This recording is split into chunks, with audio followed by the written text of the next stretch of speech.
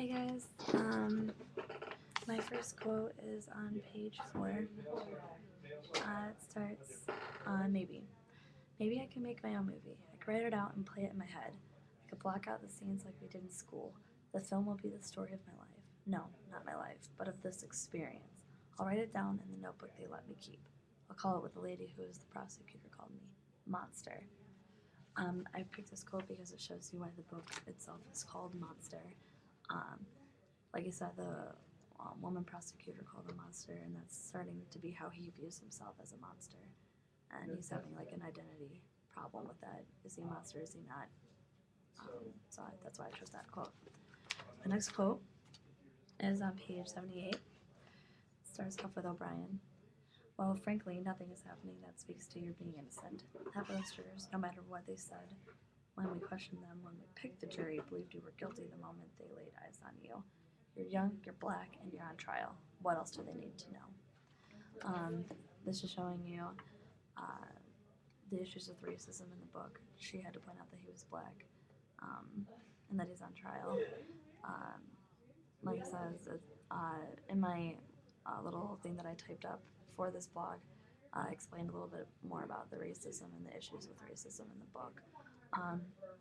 This is actually leading into my last quote at the very end here, which gives us a little bit more insight on the whole issues of racism in the book.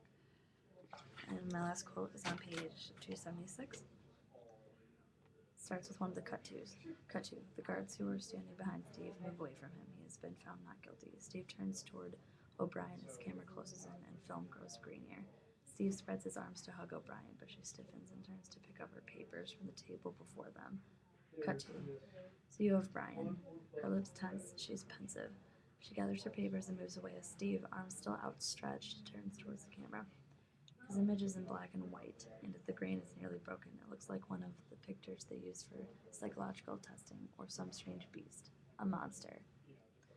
I thought this one was really interesting, and this is my favorite quote in the entire book, because he talks about his image being in black and white while his arms are outstretched, and she's moving away.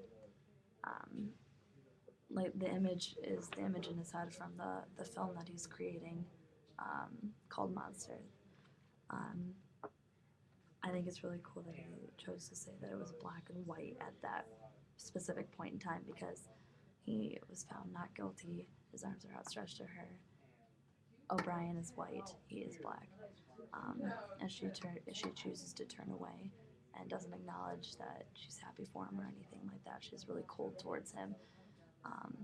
And he puts that exact image in black and white, so it's showing still the issues between black and white racism throughout the whole book, and this is a really big underlying theme through the entire book. So, yeah, thanks guys.